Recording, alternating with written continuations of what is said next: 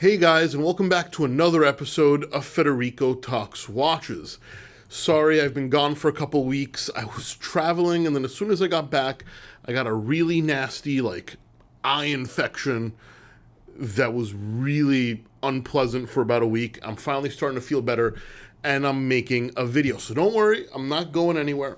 And today, we're going to answer some of your questions, including, should you buy these massively underpriced watches or watches that have lost this much value? And are 40 millimeter Panerais from the early 2000s any good? All that and more in today's episode. Now, of course, before we get started, customary wristwatch check. Today I'm wearing my Girard-Perregaux Laureato Evo 3 Moon Phase. Absolutely love it. Haven't worn it in a while. Good to have it back on the wrist. And also, guys, we got some very rare watches recently at Del Rey Watch that I wanted to bring to your attention, including this limited edition Omega Speedmaster for the Paris Olympics. But what makes this special is it is in solid moonshine gold with the chronoscope dial. This is probably one of the most beautiful Speedmasters I've ever seen. This is a real F-off watch. A solid gold Speedmaster is amazing. I'd love one. I'd pick one over a Rolex President Day Date any day. You don't very often see a gold Speedmaster, and boy, does this have a ton of presence, and I absolutely adore it. We also got in a GP Laureato 225th anniversary limited edition in the weird 41 millimeter size. Why weird? Well, because they're typically 42. This one is 41. They look very similar. This was to celebrate Girard-Perregaux's long-standing 225th anniversary. These very rarely come up, and of course, it's the least expensive one in the country. And also, we got in a watch which I'm sure is going to get a lot of hate, but I consider it to be possibly one of the best, if not the best release of 2024. That is the LV Tambor with the beautiful micro rotor movement. I just got this in my opinion, this is the highest quality integrated bracelet sports watch at this price point, even above it. Louis Vuitton makes some very serious watchmaking, even though they get a lot of hate for their name, but they own quite a great manufacturer factory, and this is absolutely beautiful. In fact, it's sold out at Louis Vuitton, and if this does not sell in 2 weeks, I am happily gonna buy it myself in my collection. I'm absolutely serious about that. All that and way more at delraywatch.com, the best place for a watch geek to buy a watch. Link in the description below. Anyway, guys, you know the spiel. These are the questions you ask me on my Instagram account at Federico Talks Watches. A few times a month, the Q&A picture pops up. When you do see that, feel free to ask your question. When I get enough questions, I take the picture down. Please do not DM me. I do not check it. And in no particular order, we start with Dav Fish Dav.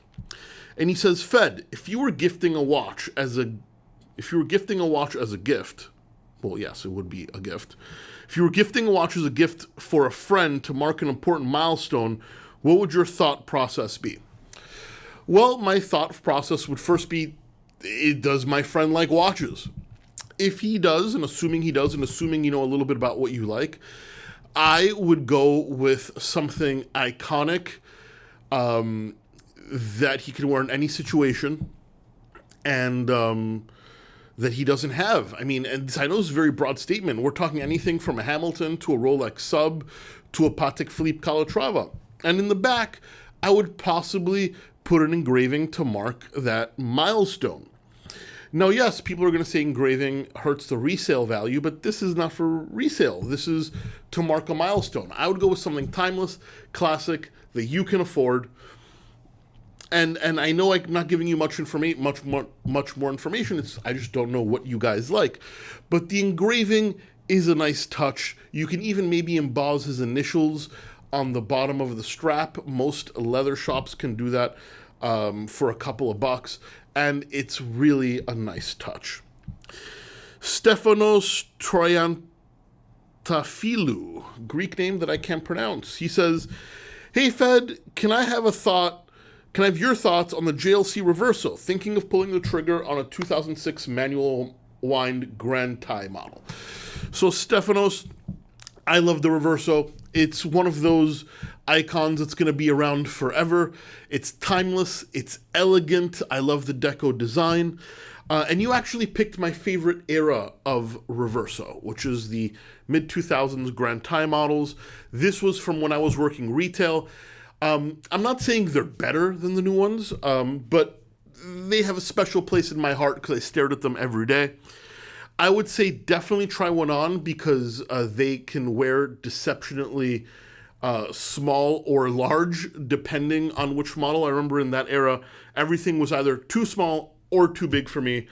Very frustrating, but I absolutely love the Grand Tie. They're great value for money. I like the mono face Reverso, so you can get a monogram on the back.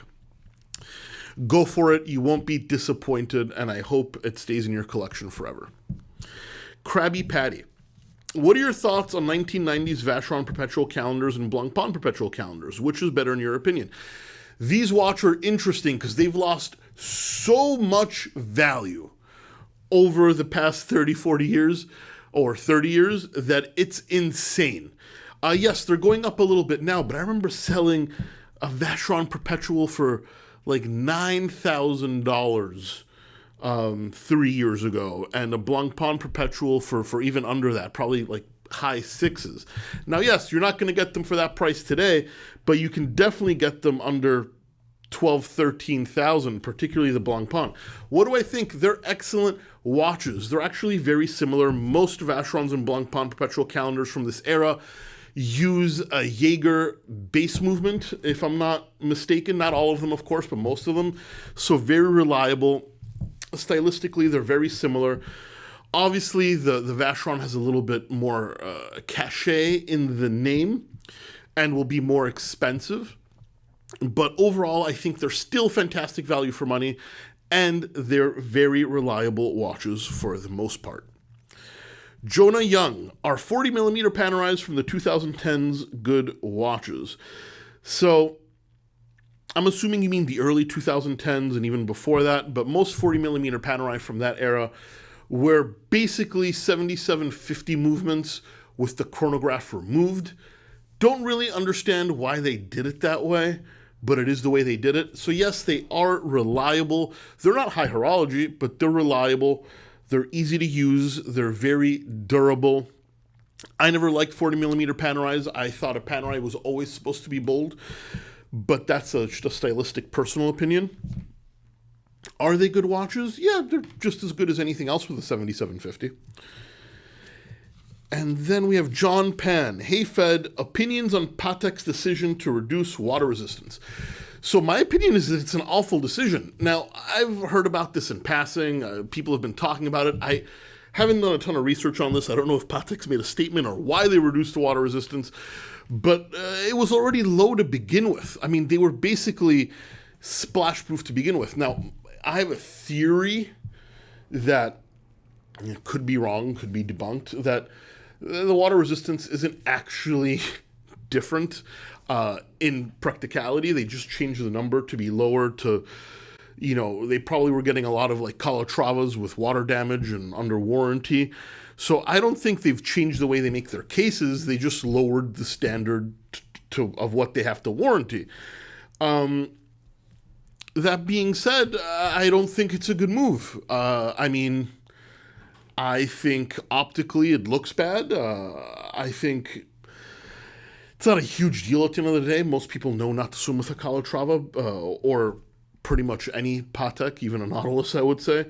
But yeah, not a great opinion. I think they even lowered the aqua water resistance, which is kind of funny because it has the word aqua in it, but it is what it is. And then last but not least, It's Matt 91 says, What would you recommend for a groomsman gift under $1,000?